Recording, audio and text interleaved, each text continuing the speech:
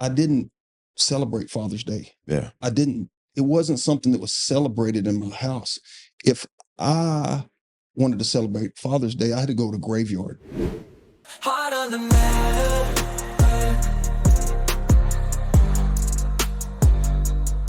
Heart on the matter.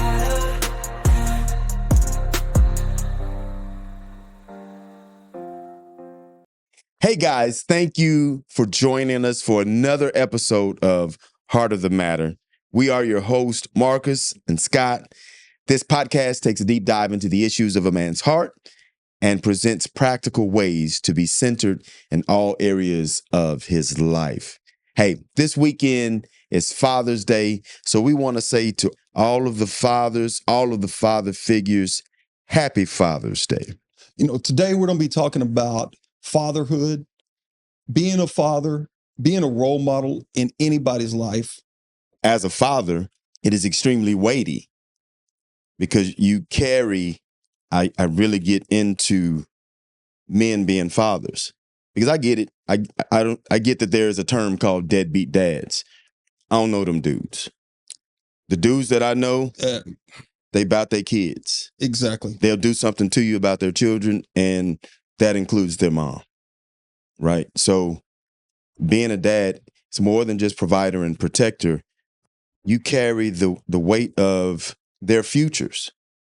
And you can't make decisions for them, but I think that it's our desire to help shape them so that they can make the best decisions for themselves and not to try to live vicariously through them, but you can share with them from the exposure and the experiences that you've had to try to help make it easier for them. And even if and when they make bad decisions, as your father, I tell my kids all the time, you can't mess up bad enough. You can't mess up bad enough. Would I be disappointed about something? Probably, yeah.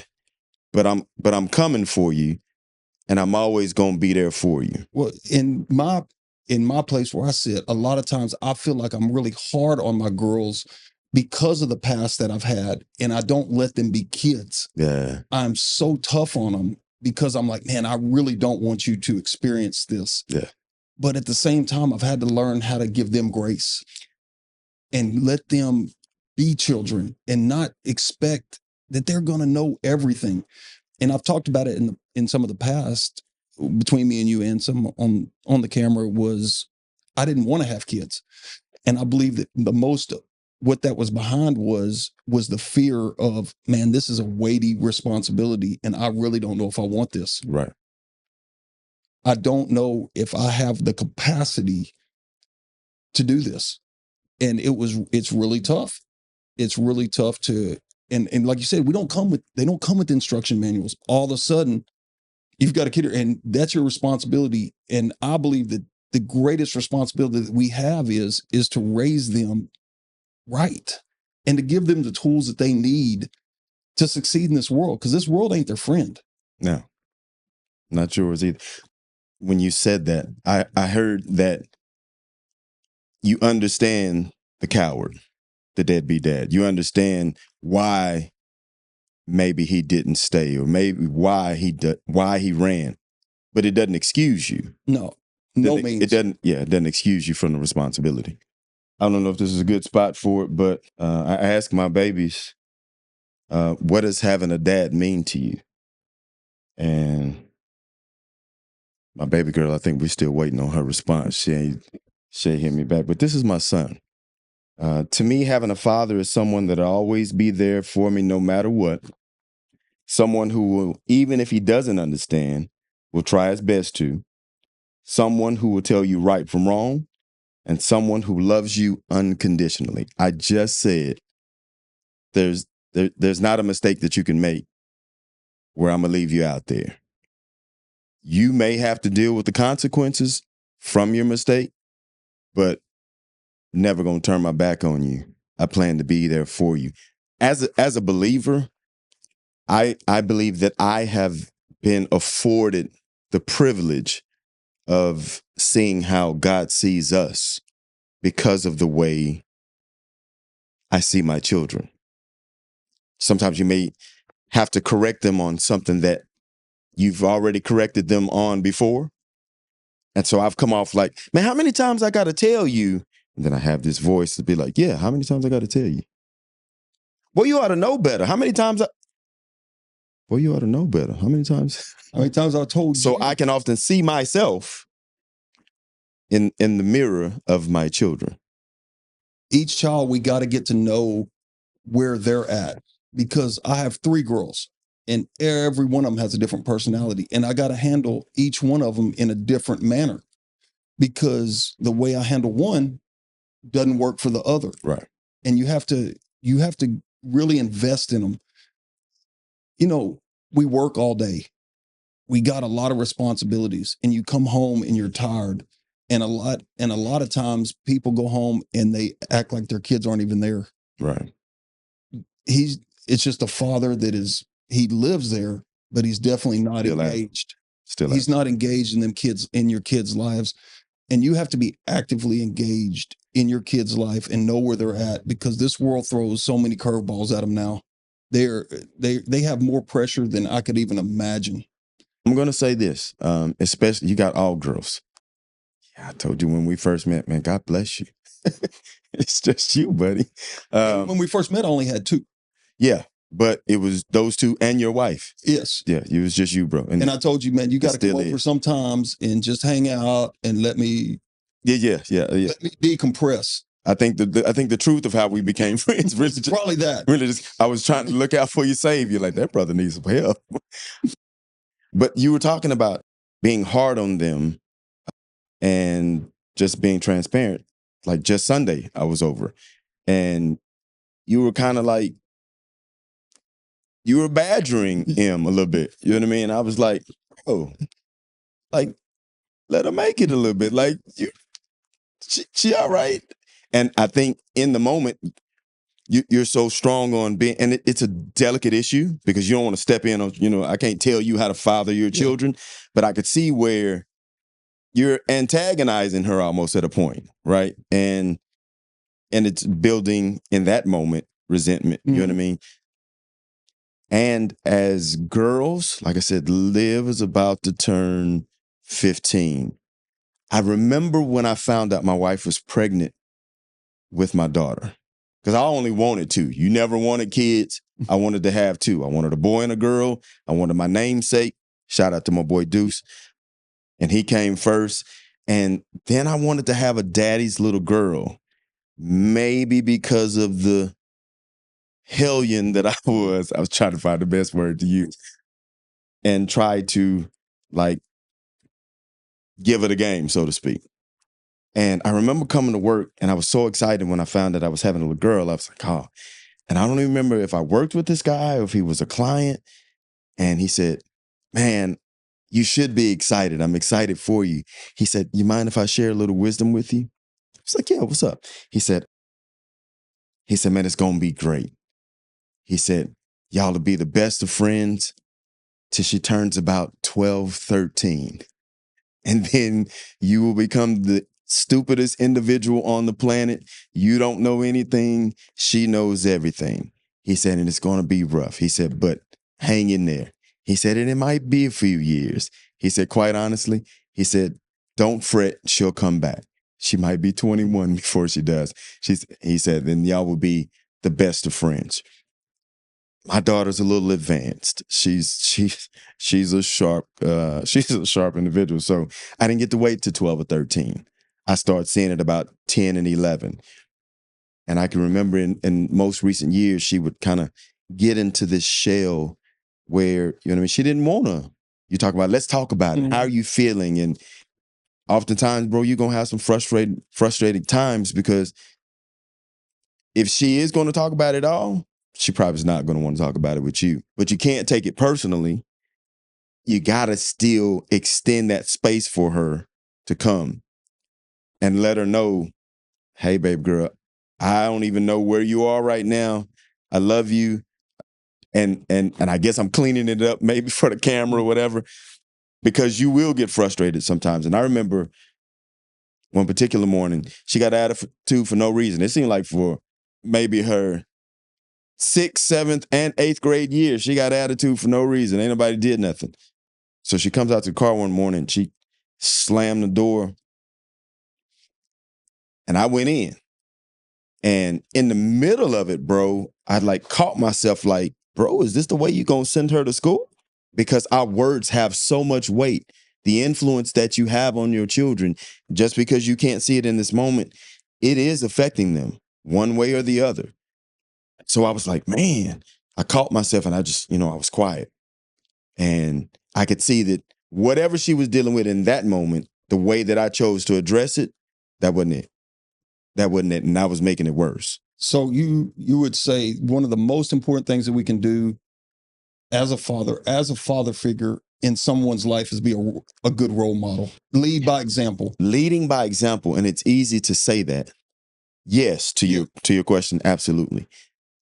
But in the heat of that moment, it was very hard. Because you're human too. You got emotions, you know what I mean? So this idea that you're gonna get it right all the time is delusional.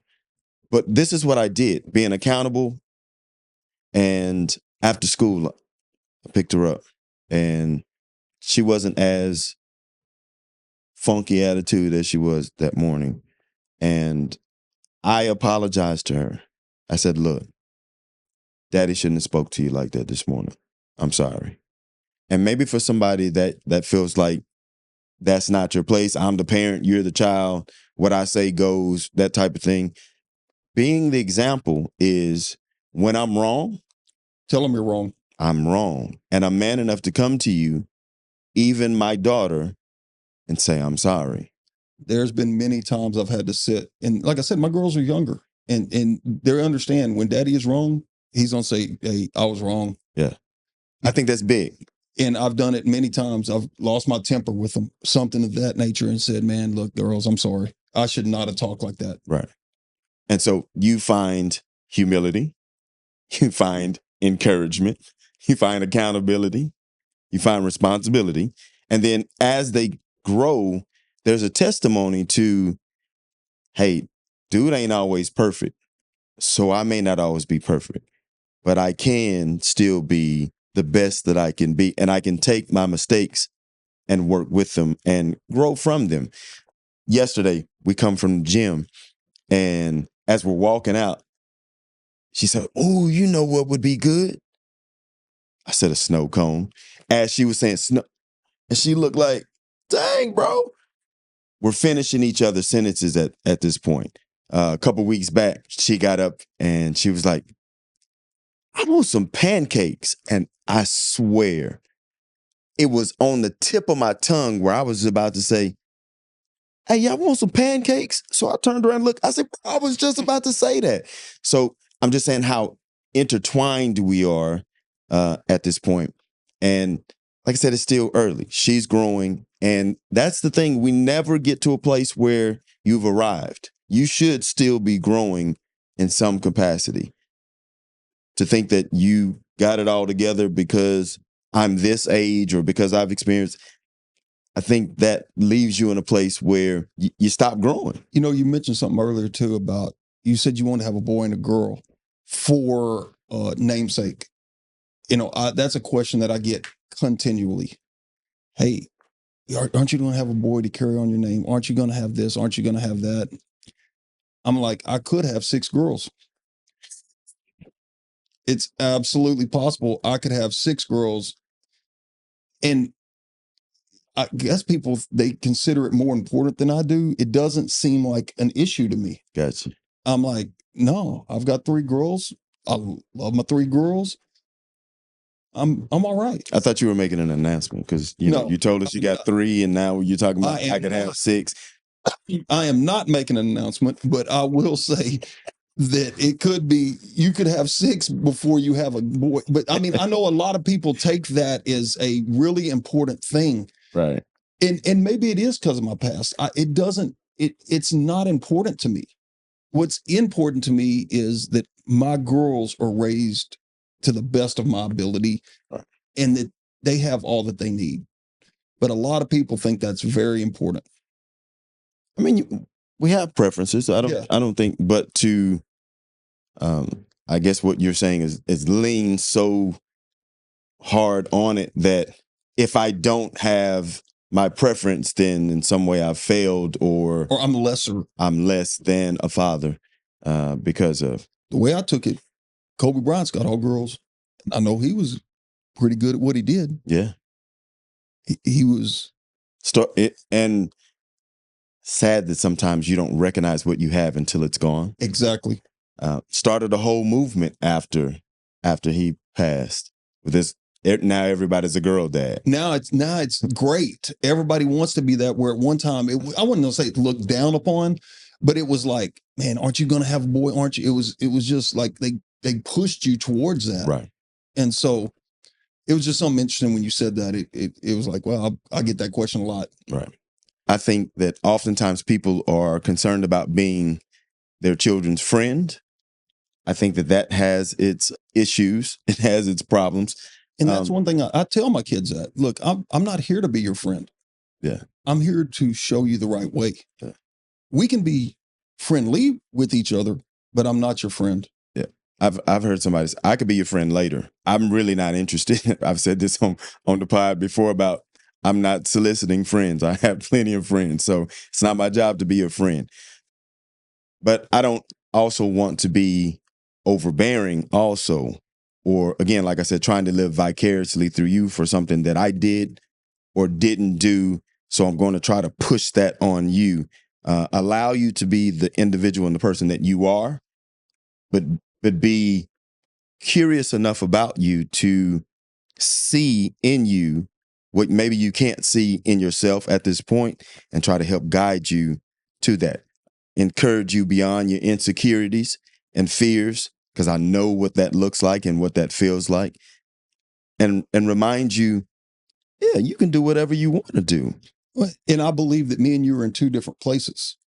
With kids, your kids are older. They're teenagers. 16 and she'll be 15 in August. Where mine are 10, 8, and 2. So it's a different, your kids have different interests than mine. Right now I'm in the interest. I have to sit down and talk to them. What I'm trying to get them to understand is, how are you feeling? I'm trying to get them to understand that, hey, there's feelings. Let's talk about that. Yeah. Don't just, because that's what I did my whole childhood was buried them thing. Growing up, I didn't celebrate Father's Day. Yeah. It wasn't something that was celebrated in my house. If I wanted to celebrate Father's Day, I had to go to graveyard. And you're talking raw emotions of being a child, going to a graveyard to visit your. How many times do you do that? I could probably count on my hands. Less than 10, because I couldn't process it. Right. I could not process those kind of emotions as a child, knowing that, man, this is just terrible. The feelings were they were so heavy on me. And, I believe that we pass things on through generations from our families. And my dad was alcoholic. Mm. My dad had a raging temper, and he committed suicide. And those are the same things that I fight with today, because he didn't deal with them. They were transferred. And so I fight a lot of battles today that I don't want my kids to fight. Yeah. Something was said earlier and I was listening to it, and it struck something. I was like, man, this is really so good. I wish that I understood it a long time ago. And it was talking about trauma that isn't transformed becomes trauma that is transferred. Bar. And one more time. Somebody didn't hear it, for the guy in the back row. Trauma that is not transformed becomes trauma that is transferred. Jesus. And so we can sit with the trauma that we experienced our lives and pass that on to our kids, and they're going to have to continually deal with that if we do not solve it in our lives. But we get the opportunity to solve it. Yes. You have a choice and you have a chance. And I mean, let's be honest. None of us came with instruction manuals as children to our parents. I didn't get any when mine got here. No. So when you said that because of what you dealt with coming up, it's something that you want to shield your children from. You want to shield your girls from. Yes. So that they don't have to share the same experiences that you did. You don't want to transfer your heartbreak and heartache onto them. And so it sounds like accountability to me, where I can look back and recognize what I dealt with and how that led me in a particular path that was rebellious and destructive. And I don't want to see my girls have to go through the same thing. I seem to always have other mothers wherever I go in circle.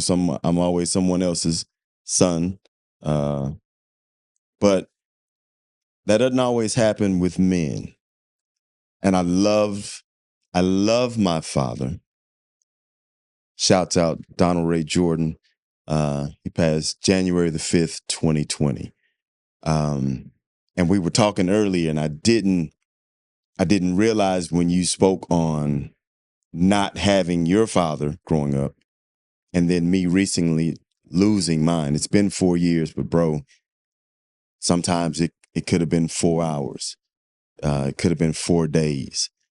And it comes and goes. I almost wore a t-shirt that Brother Robert made for me that has his name and, you know, his birth and the date he passed. And, you know, we put another, but always with you. You talked about what isn't transformed is transferred. And we get the chance to bring about that transformation. I love my dad. He was hard worker. I now am a truck driver by trade. I do a lot of things, but I drive a truck now, and it blows me away because it's what my dad used to do. And he worked at night, and I remember being in the driver's seat one night, just being like, "Man, if you'd have told me 5 years ago that I'd be driving a tractor trailer, I'd have laughed in your face." I'm like, "Yeah, nah, that's Big Jeff. That ain't me." But it's something that I really enjoy doing. Just realizing how some things are just tied to the relationship that you have with your father. And see, that's something, you know, I was talking of transferring the negatives. Right. That's where I was going with it. There's also the transferring of the positives. Yes. And I believe as a father, that's one of the greatest responsibilities is transferring the positives that we've overcome in our life. And I believe that we need to tell our kids about the hardships and the things that we've overcome in our life so they know about it. Right. But let them know we've overcome this thing. Or are still working through to overcome. Well, you know, I mean, like I said, one of the things for me is suicide. Right. I don't want my kids to have that feeling of such a deep hole that they have nobody to talk to and they don't know how to deal with it. Right. Because that's a dark place and you can get there really fast. And like I said, this world, these kids are under so much pressure nowadays that, I mean, the suicide rate in kids is astronomical because they are being pressured so much at school, at home, everywhere, that they don't know how to handle those kind of pressures at that young of an age. Yeah. And so I believe that we have to be our kids' biggest fan. We have to support our kids in everything that they do. Man, they may do it one time and quit, but man, act like that's the greatest thing they're doing right then, and find the things that they like and encourage them in those areas. And that's when we talk about knowing your kids. That's one thing. Find out what they like and give them the greatest encouragement you can. Yeah, I agree with that. Because I mean, my grandmother raised me, and she tried her best. I'm not saying she gave it her all, but she could not. She definitely couldn't discipline me. Right. She could not put enough discipline in me to want to act right. So you bring up another hot button. Women are amazing with how they parent children. But if I'm hearing what you're saying, it takes a man to raise a man. Some women are forced into that role. They're forced into the role of the disciplinary and also The nurturer. the nurturer. And I respect the lady that has to do that, because she's got a role on her hands that is very tough. I believe the father, even if it's not, I'm not saying beating your kids, because there's kids that are abused, and that's a whole different subject. But a man's voice in the house can calm some storms just by the way they know their dad means, hey, I'm telling you, you better not talk to your mom like that. And a single mom that has to do both of those roles, It's a tough job. So shout out to the moms that have to, by default, by necessity, take on that role. And in no way am I saying that they're less than, because the job still gets done, and a great job still gets done. But there's a way, and you said it, there's a way that a man fathers a child is different. I'm going to say it's necessary. I'm just going to say that. If you don't like it, put it in the comment that you didn't like that he said that. I probably won't even respond.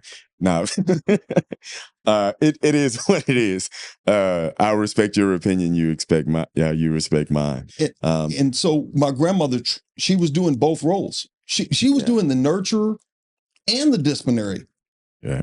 And she had raised her kids. She had passed that stage in her life, and she should have been a grandma, not a mother and father. Right. And shout out to my grandma. Yeah. But necessity gave her the opportunity to do what was needed. It's all right, bro. It's all right. You can let that out.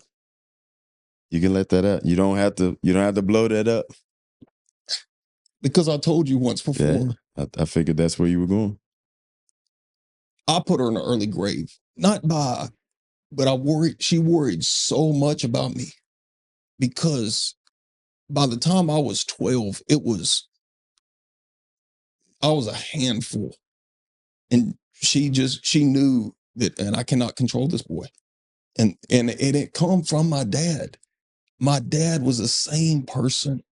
He was, like I said, he had no self-control. And I don't know him personally, but that's the stories that I get. And this dude was a handful. Yeah, hard dude. He was a hard guy. And so I had that same DNA of, man, I'm gonna do what I want to do. And it didn't bode well for me. I promise you that. That's a story for a different day. But I'll tell you, for 30 years, I lived that type of life of, I'm gonna do what I want to do. That hard exterior. That just a stone mask of, I don't show emotions, and I'm definitely not gonna cry. And man, that did not do well for me. For years, even when me and my wife got married, she said, man, you have very little emotion. And man, them walls had to start tearing down. And was it that you didn't have it? It was that I buried it. You refused to show it. But I would say at the end of it, it was like I didn't have it, because I had made myself not even feel it. Yeah. So I go back to exposure and experience. I think as men, oftentimes we are groomed into that hard exterior. We tell little boys, I don't cry. What you crying for? You bleeding, right? And I think over time, you grow with that, and to be emotional is something that's frowned upon, right? A lot of times. You go through life choking down your feelings. Even then, you're obviously emotional about the thoughts of your grandmother and that relationship that you had with her. But instead of just allowing that to flow, naturally, instinctively, you like, oh, I just lock up. I gotta choke down. They can't see me crying on Heart of the Matter podcast. And I'm making light of it, but it's so true. So many men, I take my father, for example, and again, exposure and experience. You didn't have men to show that type of emotion because that was often reserved for the mom, the nurturer, right? I remember being a whole adult in my 30s and realizing how much I appreciated my daddy. We're sitting out in the driveway. I think I had just finished doing his yard or something, or helping him with the yard. And I said, man, I appreciate everything that you do for this family. I just want to say that to you. And you can see he was like, he didn't know where to go with it. And then I said, I love you. First time I'd ever said it to him at 30 plus years old. I don't know that I'd ever heard him say it to me. You want to know his response when I said, I love you? Thank you. So for 30 years, he had never told you that he had loved you? Out of his mouth? Yeah. No. But it was something that I absolutely knew. And so I guess 4 years ago, in the 14 years after that, before he would get off the phone, and I was just talking about you being emotional, he wouldn't get off the phone without telling me that he loved me. I have voicemails on my phone right now that I can't play back right now, or I'm going to be a wreck. But see, that's a paradigm that I didn't understand. Yeah. Because I thought that everybody not everybody, but the majority, if you were a family, yes, that the dad always told. No, sir. And I think that is so important. You know, one of my girls, my middle girl, Sophia, she told me the other day, she said, Daddy, you say I love you all the time. I was just about to tell you that. She said, that's one thing that you always tell me that you love me. And I said, baby, that's going to carry you a long way. Yes. I said, right now, it may not mean much to you, but that's going to carry you a long way because I do love you. And I try to express that to all them every day of how much I love you, because that'll carry you through a lot of hard times. Right. And I think that as they grow up and get older, when they hear that and it has an ulterior motive, it's false, it's fake, they have something else that they are after, they'll know what true love really is. They'll be like, yeah, what you saying? But that ain't like I've heard that one from that ain't it. From somebody that really loved me. Yeah. So again, shout out to men who are there where other men were not. I was talking about the dynamic that I had with my father. Worked hard, was there. He came to my games. He sometimes would come to my practices, but he worked the night. Sometimes we're like ships passing in the night. I think that you talk about things that aren't transformed or transferred. I was a womanizer because I believe that was in my genes. I knew of things because of it being shared with me and not from him. And so I had a slant on how I saw him because I was still a child. But when you are a man, you see things differently. And I remember being able to see him through the lens of a man and having much more understanding for him. And then what I didn't get from my dad, I was blessed to have other role models or influences that supplemented, if you will, an area maybe where he was weak at. So shout out Ricky Harden.